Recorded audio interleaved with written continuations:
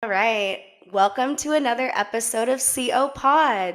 I'm your host, Caroline, and today I'm joined by John Mullins from Net at Work.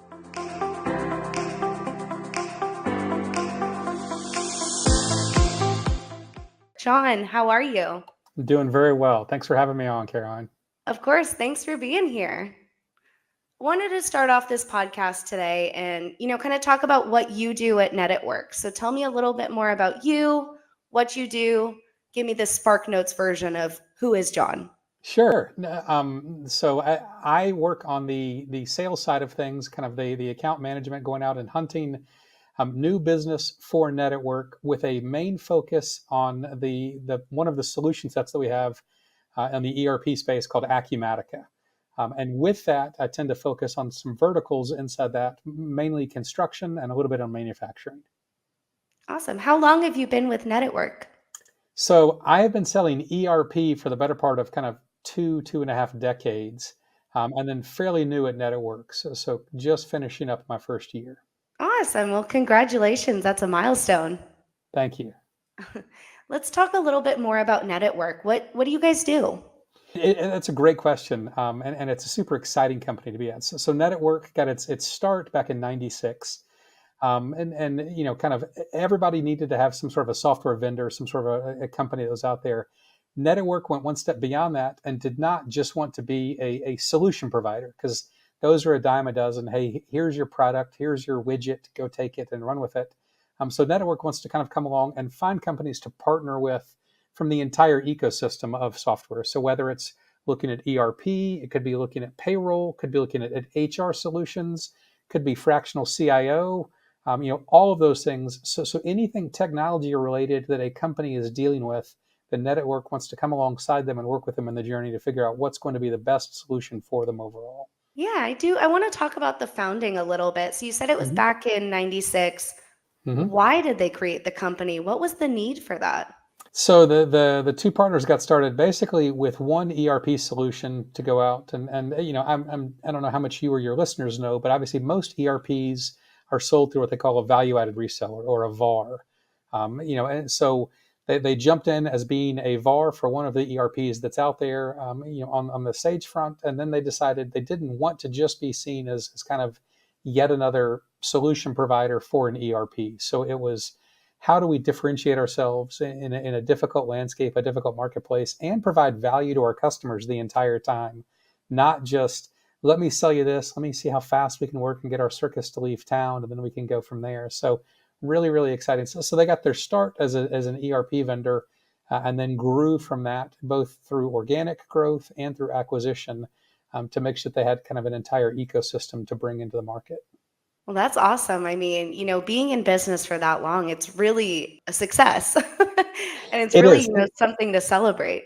And they're still very active. These are not owners who have kind of, they could have stepped away a long time ago, I'm sure, but they are still, running our calls. They're still very active. These are people that if clients, have issues or concerns and they want to escalate it to them, they do not want to step away. Which I love. I think it's fantastic for owners to stay that actively in touch with the business and that actively involved, even with all the success they've had over the last several years. Yeah, and it also definitely probably helps with, the workplace morale. It makes everybody work more when you see the top dog in charge. Kind of that mentality of, they don't feel that they're above doing, any of that work, which really, you're right, it trickles all the way down to sales, to support, to the implementation team, to product management, to all the way through. These are people who kind of say, hey, these guys are in the trenches with us on a daily basis. They're out there, living the by the same things that they're asking us to live by, and it makes it very, very compelling to work here.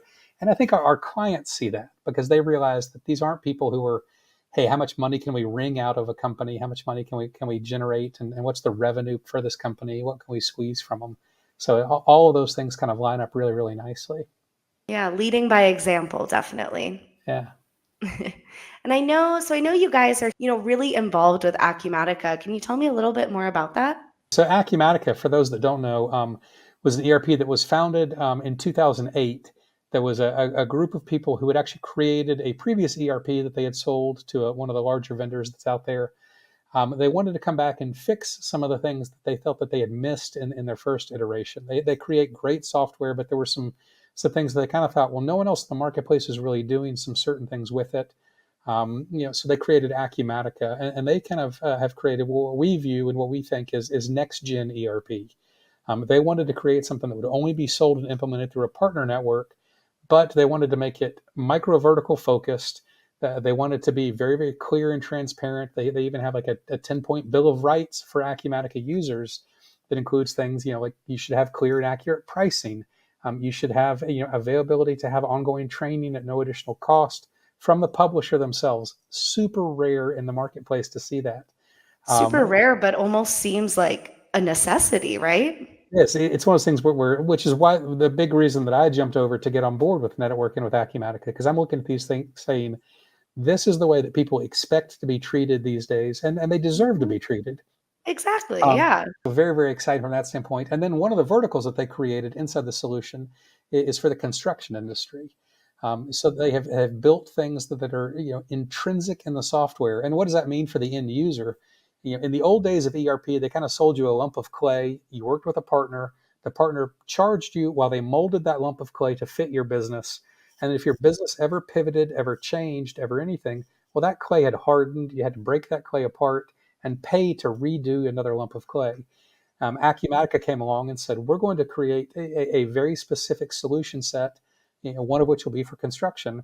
The end user gets fantastic software that's written and supported by the publisher, not by someone who's gone and done the custom work in between. And it means a better implementation, a faster implementation, because obviously once you make the investment in a new ERP or a new software, you need that ROI, you need that system working for you so you can get out there. And it means ripping hours out of the project. You're not having to pay to have a company come along and say, "Now explain to me what you do. How do you do it? Where do you do these things?" So it's really, really an elegant design that works perfectly. Yeah. And we all know how much businesses change and how they Right. change so frequently that, this Yeah. type of solution is just, it works and it works so well. You're right. It's, and I think COVID exposed a lot of flaws in otherwise successful businesses, specifically on the software side of things. It was, well, we got used to doing it a certain way. We had this siloed system and that siloed system, but we had humans that could go in between. Well, when the humans couldn't show up to work, when they couldn't do things, or you needed to be competitive as, lumber prices were going through the roof and then, coming back down to reality and all those things, then it was, well, how do we make sure that we're maximizing the revenue that we have? Well, we need to do that through technology because we can't just continue to throw warm bodies at it. Yeah, COVID definitely had its pitfalls, but it also, I feel, made us aware to so many things that we didn't think about before. Yeah, it's been an interesting time, especially like I said in the construction marketplace. Not an area that's really sprinted to embrace the latest and greatest new technology. You look at well, and I don't mean that as an insult. You look at some sectors, banking, finance, they're always going out and having the latest and newest, and sometimes at a bit of a detriment. Construction has been very slow, very steady, very so to have some things come on that kind of forced you to re-examine your business and the solutions that you're putting into your business, I think is a good thing overall for everybody. We definitely are a little bit more of a slow burn industry, but once we get there, we're there. That's right. Yeah. And then also, I think, correct me if I'm wrong, but you guys were partner of the year with Acumatica?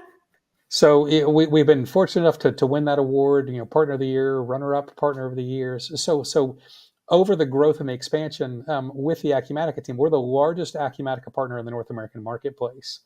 So it's really, really exciting. That means that we have a deep enough bench for our end users to not have to wonder, okay, we're going to have to, I'm dealing with a small mom and pop company, but they're going to have to go out and hire an offshore resource or hire someone that may not be around for a long term. They may not be able to support the product or the things that we do. So all of those worries go out the door. So it's really, really cool to be, kind of recognized by Acumatica for what we bring to the table as a value-added partner.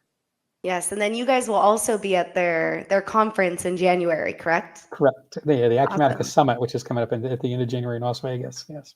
Yes, well, definitely. I'll see you there, so I'm really looking forward to that. Awesome. Yeah, those are always a good time, and it's nice to kind of see the touch points that Acumatica has, the things that they're thinking about, and they're listening to the end users for some of the things that they bake into the solutions. So it should be a lot of fun. It's a great experience. Yeah. Let's kind of switch gears here a little bit. One of the things in the construction industry that we're struggling with now and have been struggling with for a while are, as you know, labor shortages. So, what does Net at Work do to get in new talent and retain the talent that they already have? Leveraging technology. If we can get rid of three people that are having to support Excel files and shared documents and sheets and repurpose those people so they can go out and do more work for the end users on their companies, then we can have a software solution that comes along behind that. Or when someone gets ready to retire, you might not have to fill that position as quickly because you have a solution in place that can handle the workload that maybe two or three people were doing 5, 10 years ago. With Net at Work, we are constantly hunting, for best and brightest, that are out there. We love to find people from the industry itself, and maybe they've worked for someone and they want to make a bit of a career change or a pivot. Those tend to be fantastic for us to go out. And so not always looking for, hey, I've got 14 years of Acumatica experience, and because those people may jump from partner to partner to partner, and that's fine. There's a role for that, and that's great. But it's also looking at the people who come along and say, "Hey, I've been in the construction industry for a while. I was a project manager, at a mid-tier builder or a large builder or a custom home builder, or I did, something like. And now I want to make a pivot. I've used this product. I think it's great. So they kind of come over. So we're always on the lookout for that. The people who are kind of trying to figure that where their next place is going to be and where they can make an impact for this industry. I feel like it's always so important, we're facing all these challenges, and some people think, I just need a warm body. But, Yeah. more than just a warm body, it's so important to find that right person, that right fit. Yes, and then the network makes a tremendous investment in that right fit. Not only from the, hey, we're going to interview a ton of people, we're going to narrow it down, narrow it down, narrow it down, and pick the candidate that we like. But then it's okay. Some companies kind of day one, you come on board. Here's your laptop. Here's a cell phone allowance. Go get money, and if you don't get money, then come back. Obviously, we're all still out there trying to do what we can from a deal standpoint and from revenue creation, value creation, but Networks goes with a, hey, let's be very slow, let's be diligent, let's invest in the people that we think are going to be a good fit for us culturally and a good fit for the verticals that we sell, and make sure that they understand the products that they're selling, they understand the needs of the business. And then beyond that, Acumatica does the same thing as well. Acumatica has kind of badges that you go out and earn. So you go through and you become sales certified or project manager certified or customer support certified. So it's not just us saying, we at Net at Work are going to invest, but then we're going to kind of allow you, while you're a Net at Work employee, to go out and earn these certifications from Acumatica, to make sure that you really are an industry expert and a solution expert all the way through. And those are like courses that are provided from Acumatica. So if you're a partner in the ecosystem, you can go to the Acumatica portal, you can log in, and then you can become, kind of certified in these things. And they're very, some certifications are, watch this video, and then you can tick the box, and we'll give you the yes, not to put a thumb drive into your laptop. You have the IT certification. Not the case with Acumatica. These are pretty labor intensive. A lot of work goes into it. You actually have to do things, where you're recording yourself as you're describing some of the solution sets, and then you send them off to Acumatica for grading, all the way through. It was, to be truthful and honest, when I came on at Net at Work, I went through all this training, all these things. And again, I'm a guy who has, 2 decades of ERP experience. And one of my first tests, at Net at Work, it came back and it's like, hey, you got a 72, and we want you to have an 85 in order to pass this test. And that a little bit of a gut check. I'm not used to failing, but I'm not used to getting these low scores. And I'm, kind of like, oh yeah, I really need to make sure I truly understand things. I can't just sprint through and try to, bluff my way through. I have to be an industry expert here. So those are definitely not the kinds of classes during COVID that you would take where you can just chat Yeah. GPT all your little answers. Right. Yeah, exactly. Yeah, it's not something you watch. You turn on the video, you let it play at 2 times speed, and you come back to click the next button. Not the case at No. all. It was clear your calendar, clear your desk, focus, because there's going to be some pretty heavy lifting involved at the end of these things. Yeah, and it's really incredible to have those kinds of programs to, we really want our industry experts to be industry experts. It's incredible to have a company and a publisher that both put the content out there and then are willing to sit there and say it's more important for us as a company to know that if you're out there representing Acumatica and representing Net at Work, that you know what you're talking about. So when you tell the customers these things, when you're talking to a construction company, and you say, yes, Acumatica's project management capabilities are going to be fantastic for you to go through and do some job costing and have your employees enter time against things, that you have that confidence to have that kind of a discussion with someone, rather than, I think it'll do this, or maybe we'll do that, or those types of things. I think that our customers that become kind of lifelong partners with, they appreciate that, because now when we go to talk to them about some of the other things that Network has, not just the Acumatica side, but perhaps some of the other services, they're sitting there saying, okay, these guys are, they truly understood one facet of my business, so I should probably listen to them about something else down the road as well. Building that trust between, Right. Net at Work and your customers. I think that's something that you guys do very, very well, and something I've noticed just as an outsider is everything you guys do with your customers is about the customers. It is. It is and that comes from the top down. I think that's why the founders are still involved, because they still get text messages from some of the original customers. They still talk to them, on a consistent basis. So all the way through, it's very, very cool. That's incredible. And then, those courses we were talking at Acumatica, do you guys at Net at Work, do you require your employees to take them, or is that more of just if you want an extra boost, this is So, for you? Acumatica has an ask from the partners to go through and have a certain number of people who are certified in certain badges. And it's their way to make sure that anyone out there trying to sell and implement the product is doing it the right way.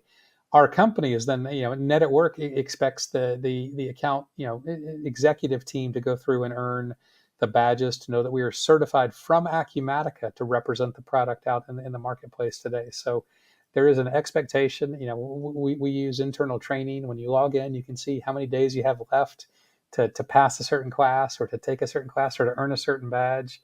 And then beyond that, once you earn it, it's not just kind of fire and forget. These badges have a shelf life.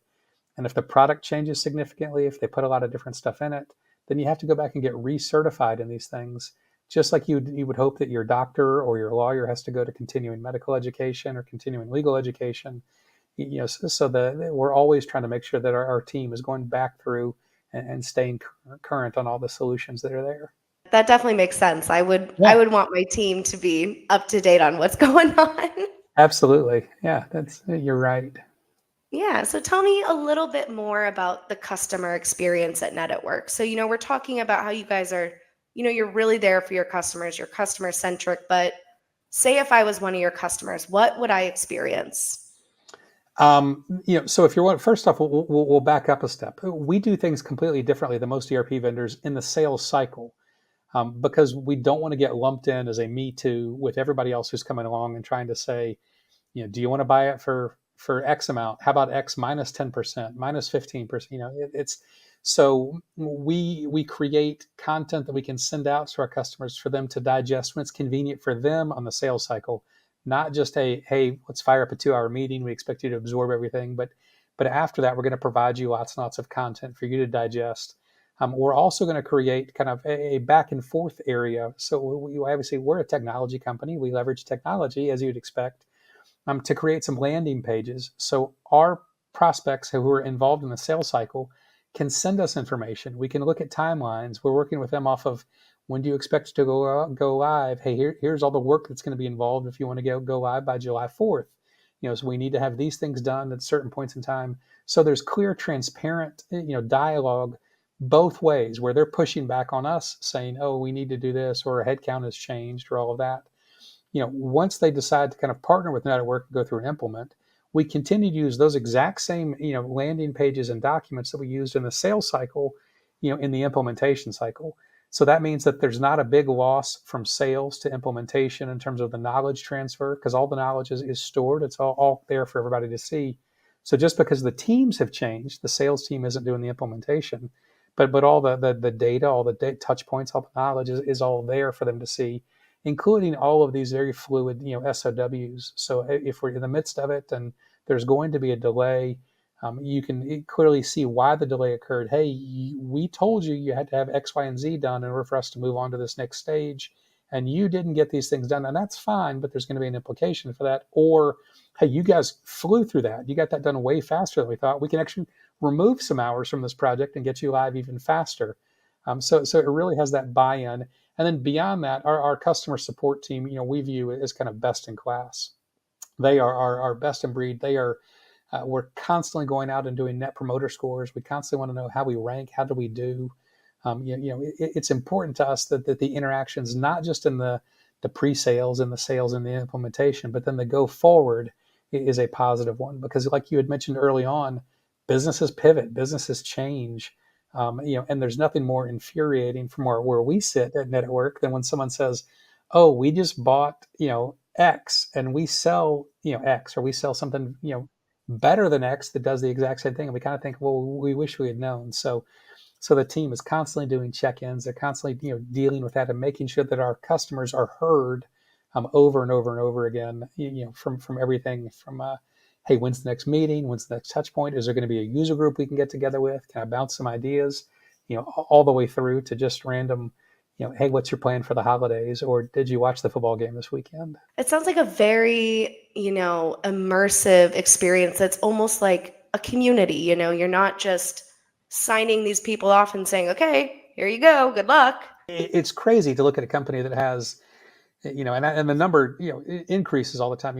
Pick a number, 8,000 customers, and they all feel like they're at a, and we have to be large enough to support 8,000 customers, which you would assume, we're not going to know who the customers are. You become customer number 6,419. Not the case. It's nuts. I see it all the time. I get on these calls, or I'm talking to someone who's looking at making a change from one solution to another, and the interaction they've had with our team over years and years and years. These are people that get it. They know the kids' names. They know, oh, this company has grown from a mom and pop construction company to they have 3 locations, or they've gone from doing, just residential. Now they're doing residential and commercial work, or they've pivoted. So it's just crazy. All these stories that you hear, from a company our size that really has that hometown feel.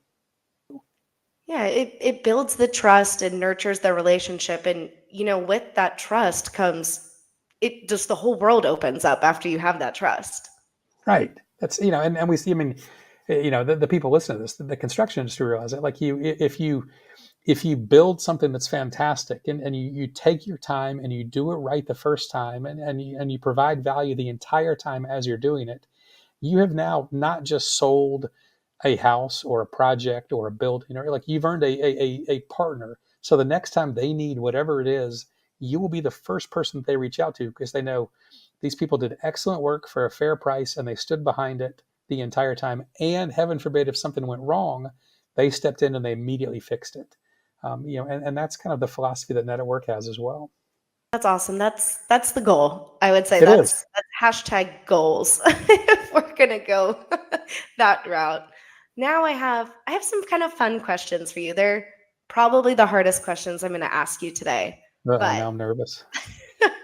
what is the best piece of advice you have ever received? Personal friend, but give my backstory.